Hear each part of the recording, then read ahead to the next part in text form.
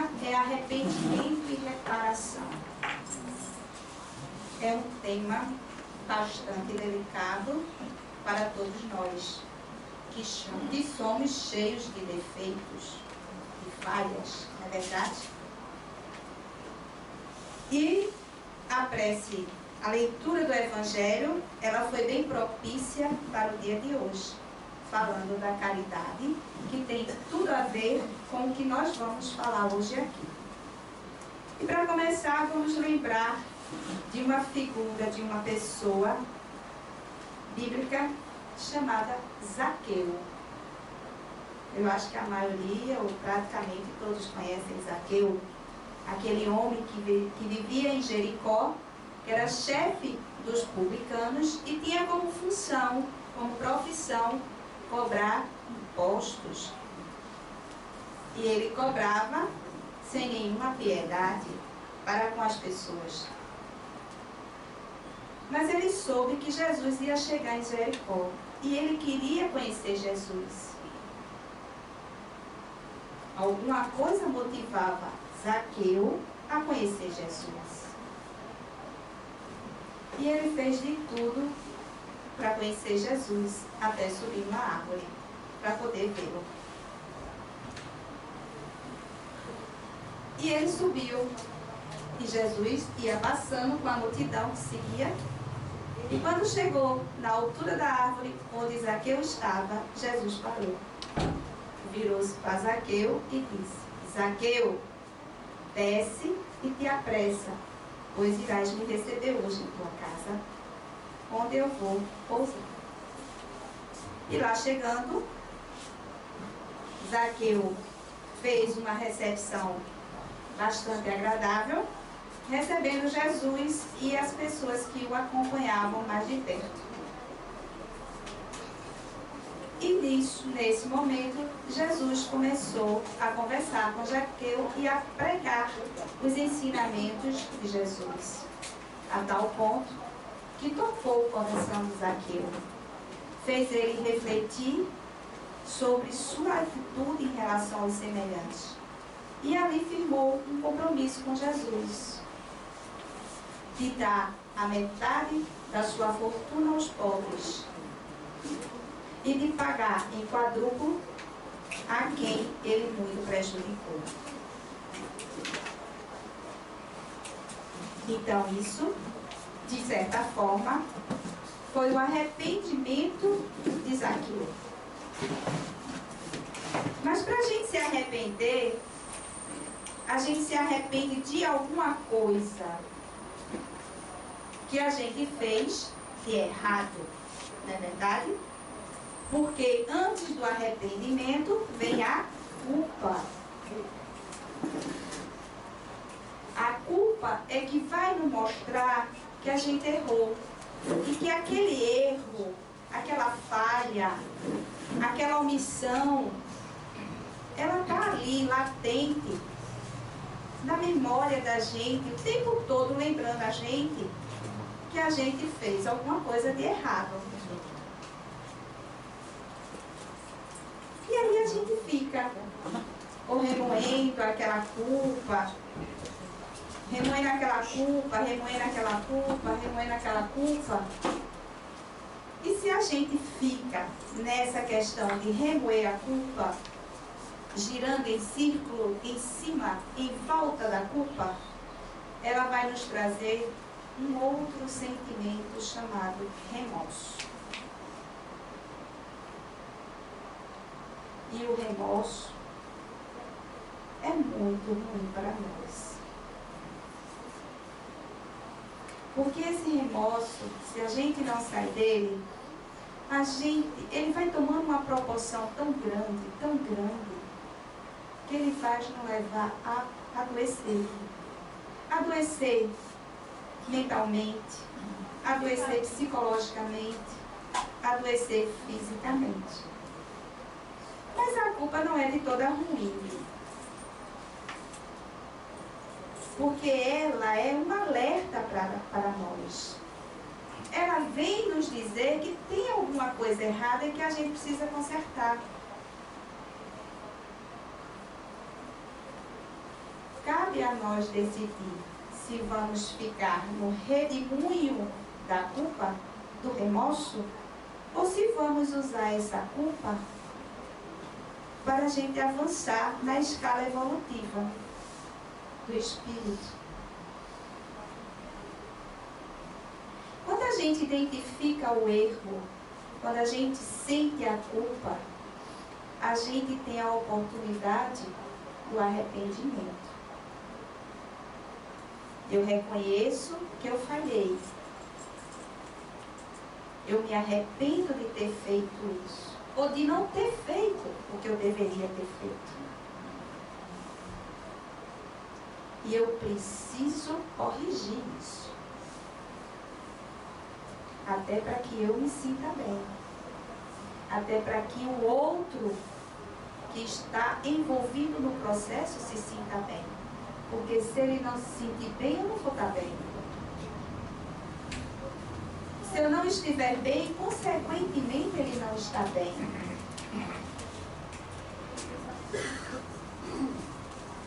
Então a gente tem aí a oportunidade de reparar as nossas falhas com o arrependimento, que é o primeiro passo que a gente dá nessa escala. No item 22 do livro Pensamento e Vida, de Chico Xavier, pelo Espírito de Emmanuel, ele diz o seguinte: quando fugimos ao dever, precipitamo-nos no sentimento de culpa, do qual se origina o remorso com múltiplas manifestações, impondo-nos brechas de sombras aos tecidos da alma. Veja como a coisa é profunda, que a gente não pode lidar com isso de uma forma simplória, mas também não é para deixar isso, fazer com que isso a gente fique pior do que já estamos. Porque se a gente está lá descobrindo a culpa, né, se remoendo, isso já é uma coisa muito ruim. A gente não se sente bem, né? A gente não se sente bem de jeito nenhum. Mesmo nos casos de omissão, a gente não se sente bem. Qualquer coisa que nós façamos e que vier um estalo, um tirilim na nossa cabeça, qualquer coisa, a vida, ela se encarrega de dar a gente esse sinal. Todos nós recebemos sinais. Como diz uma amiga minha, todos nós recebemos recadinhos. E às vezes a gente não dá importância aos recadinhos, aos sinais. A vida é feita de sinais. Então nós temos que estar alerta para que a gente fique bem próximo de nós mesmos. Porque uma maneira da gente perceber esses sinais é se conhecendo.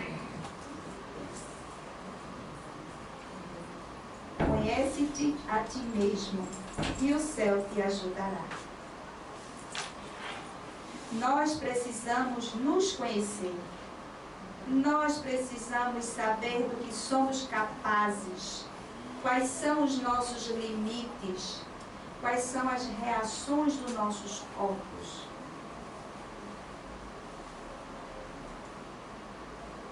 Deus jamais abandona seu filho e a toda hora Ele está dando novas e novas oportunidades para nós. A cada segundo, a cada momento, Ele nos coloca em situações em que nós podemos reparar as nossas falhas. Ele coloca anjos nas nossas vidas. Ele coloca pessoas que podem nos ajudar nessa caminhada. E às vezes a gente não enxerga isso. Então lá no Evangelho, segundo o Espiritismo, no capítulo 5, onde fala sobre os bens-aventurados e os aflitos, no item causas atuais das aflições, nós vamos ver de onde sai, de onde vêm essas culpas que a gente adquire ao longo da vida. Quando ele diz o seguinte: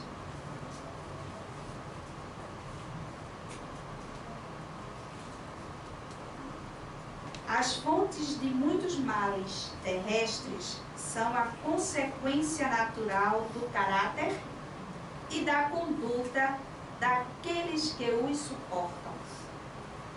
O que será que quer dizer isso?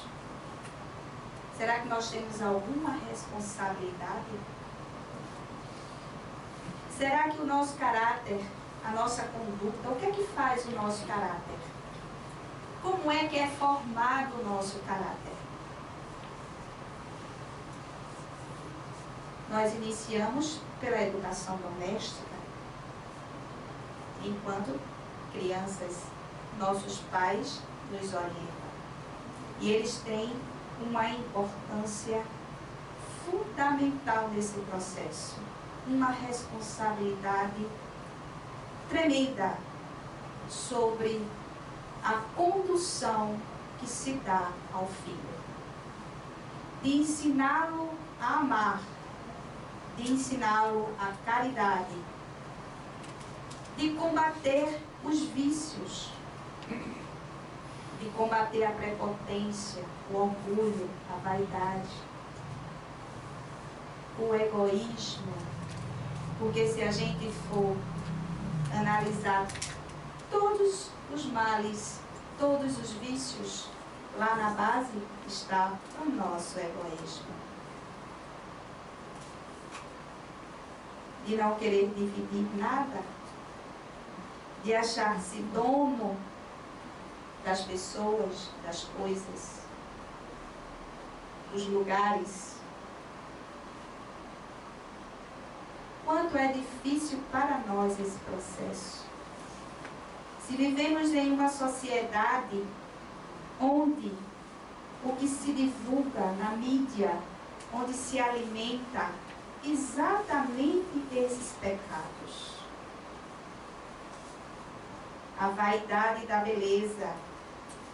Quantas pessoas não já perderam a vida por isso? De ir em busca de uma beleza que a sociedade julga que é a correta. Ora, eu tenho tendência a ser cheinha, gordinha. Isso tem algum mal? Ou eu tenho que ser esquelética? Então, isso é importante para nós. É o irmão que não sabe dividir alguma coisa com o outro irmão.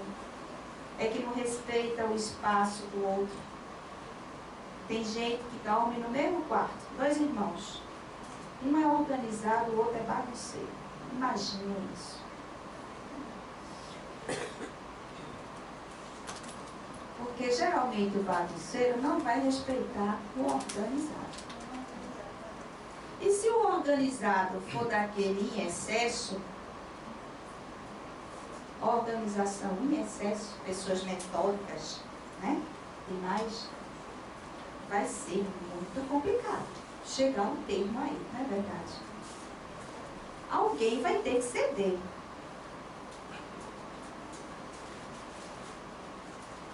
Alguém vai ter que ceder. Uma hora alguém vai ter que ceder. Ou a coisa vai tomar uma proporção que a gente pode não administrar mais. Quantos homens tombam por suas próprias faltas? Quantos são vítimas de sua imprudência, de seu orgulho e de sua ambição? Falando em imprudência, eu me lembro muito do trânsito. Olha, nosso trânsito hoje é um caos. Se você não tiver paciência de andar nele, você vai se estressar todos os dias, a toda hora. E aí nós vemos pessoas intolerantes dirigindo. Pessoas de um egoísmo que não pode deixar o outro passar na sua frente. Não dá brecha. Olha, e se a gente vê num trânsito entre carros, imagine isso nas relações com as pessoas. No trabalho, na rua, em casa. Quanto nós precisamos estar nos analisando para que a gente não chegue a uma situação de descontrole.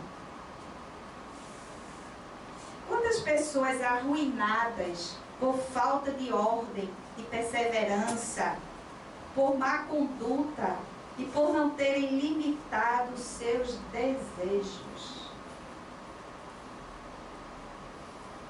Aí uma pessoa tem um negócio, vai lá, leva. Um dia ele falha. E vem a falência. De quem é a culpa? É do sistema? É do governo que está arbitrando impostos altíssimos? Onde foi que eu errei? Qual foi a minha falha nesse processo? Lá no Evangelho ele diz, Santo Agostinho, no Livro dos Espíritos também diz, façamos uma análise diária antes de dormir do nosso dia. O que nós fizemos durante o dia foi positivo? Foi negativo? Foi bom para mim? Eu prejudiquei alguém? Esse é um exercício que salva muita gente. E é o maior conselho que se tem para que a gente consiga avançar na evolução do espírito e não caia em outras tentações. Lógico, nós temos também os ensinamentos de Jesus. Os ensinamentos de Jesus, para nós, ela é a conduta moral que nós devemos ter.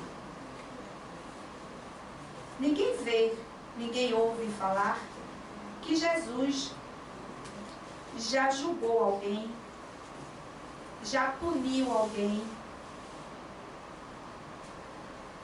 Pelo contrário, ele escuta, ele aconselha e, no máximo, ele pede para a pessoa refletir sobre o que fez e não pecar mais, como foi no caso de Maria Madalena. Não é verdade? Eu estava estudando para essa palestra de hoje e na internet eu vi um palestrante, ele falou sobre o perdômetro. Ele disse que foi ele quem criou isso. E o perdômetro é o seguinte: você imagine alguém que roubou a sua bolsa. Se dentro de 30 segundos você não conseguir perdoar essa pessoa, o negócio não está muito bom. Você vai precisar de mais tempo para isso. E aí ele vai de uma bolsa, passa para um carro, para casa. O ladrão entrou, roubou isso, roubou aquilo, deixou você sem roupa, não sei o quê. E aí a pessoa vai se avaliando até que ponto ela é capaz de perdoar.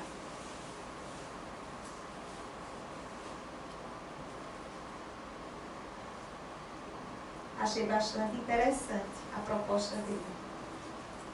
E ele também contou que ele foi ao restaurante com a esposa e ao chegar no restaurante pediram pizza. E foi metade da pizza no sabor que ela gostava e metade da pizza no sabor que ele gostava, no caso dele, portuguesa. E quando a pizza chegou, ele disse que não era o que ele tinha pedido, porque não tinha ovos, não tinha cebola, não tinha tomate. Não era portuguesa. E lá desentendeu-se com o garçom, tratou o garçom meio áspero. O garçom saiu, esse garçom não voltou mais na mesa dele. Outro garçom foi designado para atendê-los. E ele comentou com a esposa, tinha ficado chateado porque a pizza não era portuguesa. Ela chegou para ele e disse: você leu o cardápio? Ele não tinha lido o cardápio. Ele chamou o garçom e pediu o cardápio. No cardápio dizia que a pizza portuguesa daquela pizzaria não tinha ovo, não tinha cebola e não tinha tomate. E aquilo começou a incomodá-lo. Incomodou, e ele disse: eu não posso ir embora desse jeito. Eu tenho que pedir desculpas para eu ficar bem. Olha só a prepotência. Ele não estava pensando no bem do garçom, não. Ele estava pensando no bem dele. Até para pedir desculpas, nós pensamos em nós. E o garçom não veio. Ele chamou e o garçom não veio. Pagou a conta e na hora de ir embora, fez um sinal para o garçom e falar com ele. O garçom não foi. Ele foi até o garçom, reconheceu seu erro e pediu desculpa. Estendeu a mão ao garçom pedindo desculpas. O garçom pegou a mão dele, botou um sorriso bem largo, apertou tanto a mão dele que ele disse que quase arranca o braço dele. Veja o quanto isso foi importante para o garçom a quem ele tinha ofendido. E em nenhum momento ele pensou no garçom. Então são atos que a gente tem no nosso dia a dia que a gente não se dá conta. Quando nós estamos aqui, nós estamos recebendo conhecimento.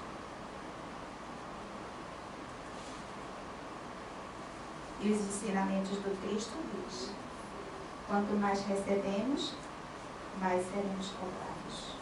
Porque nós temos o conhecimento, nós temos por obrigação não errar naquilo que a gente conhece.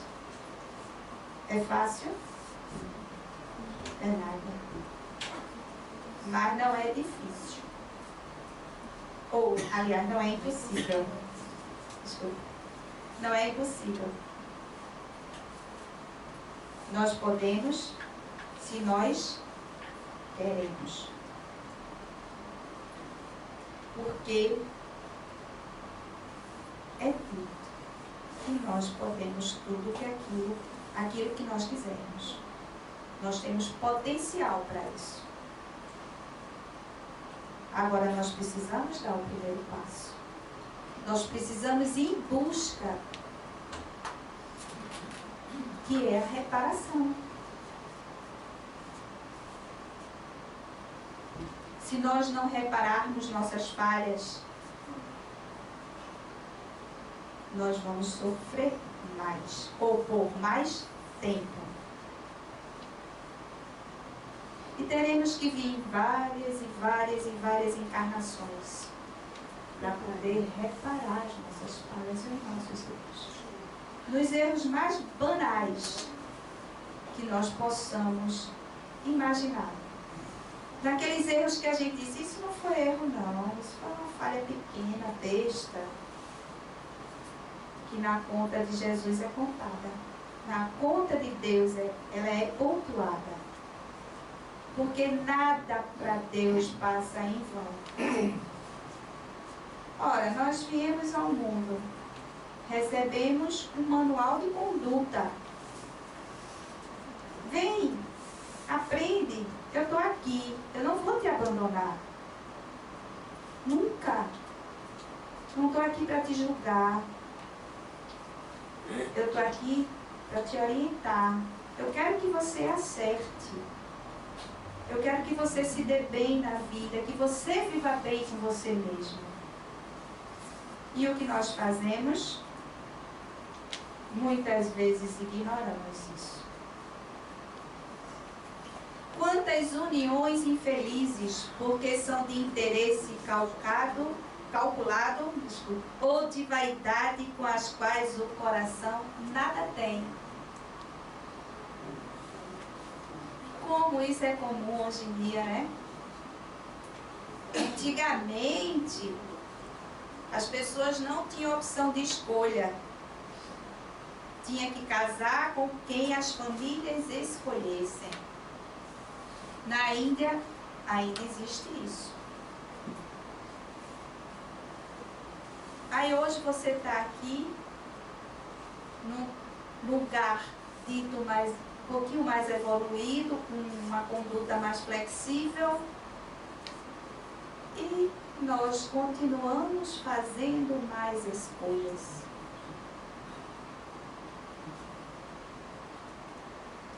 Antigamente nós tínhamos 10 anos de namoro, mais 5 de noivado, para poder casar.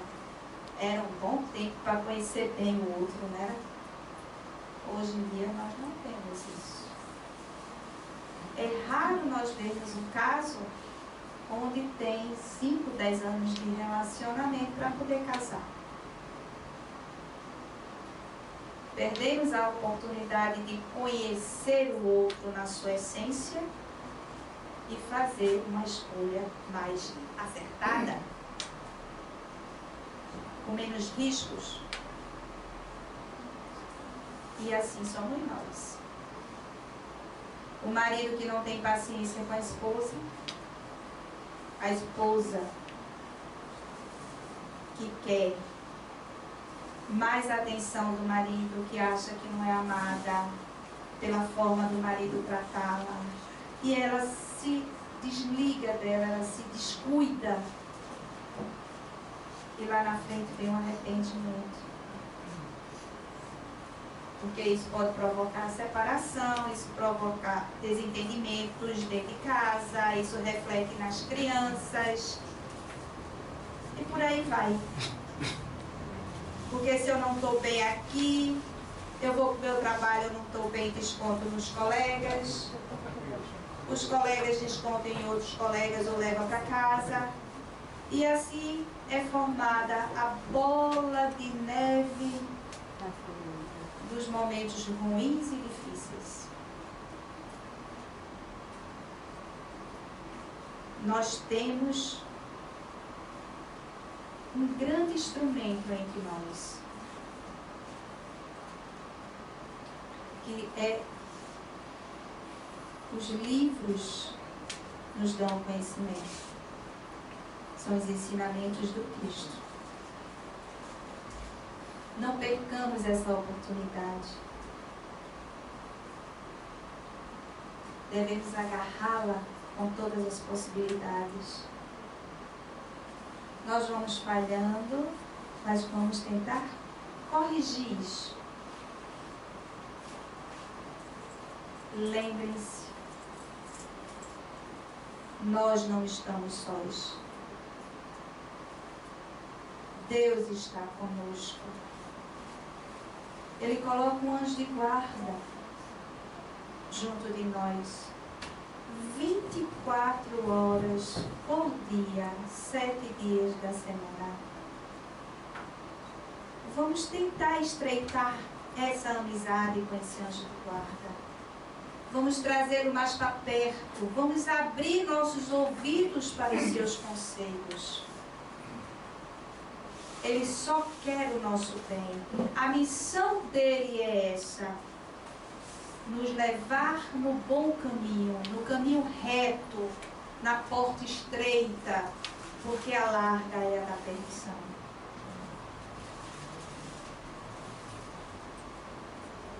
Vamos introjetar em nosso coração, minha gente.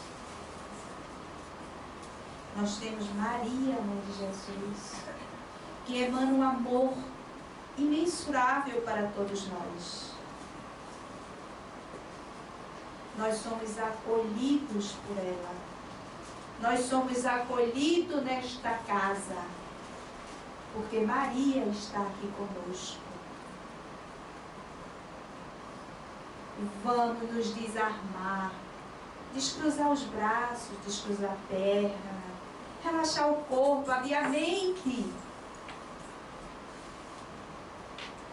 Não percamos a oportunidade. Lembrem-se mais uma vez, nós não estamos sós.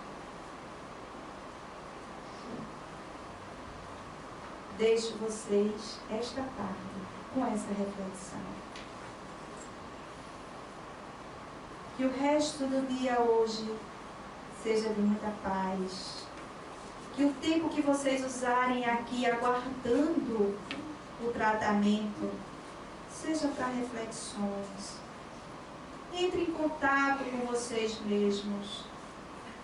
Identifiquem-se seus pontos positivos e negativos.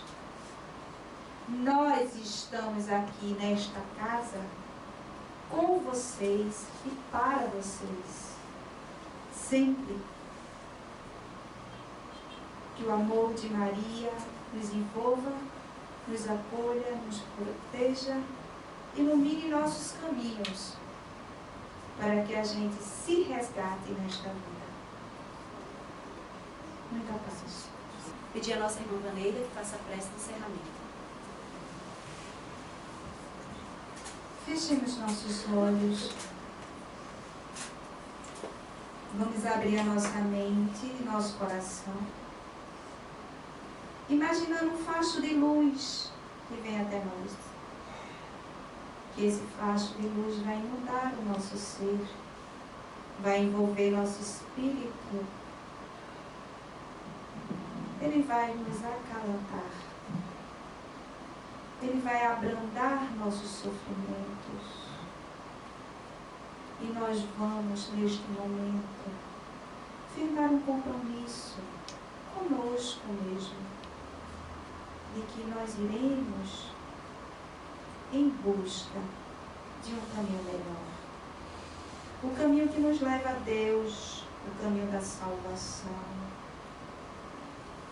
o caminho do conforto em um mundo de expiação e prova. Dai-nos, ó Pai, essa luz, dai-nos essa oportunidade, dai-nos a força de resistir às tentações, renova nossas energias, para que nossos pensamentos sejam mais claros, mais nítidos, e que nós possamos o perceber em cada irmão que nós olharmos e em cada situação em que estivermos presentes.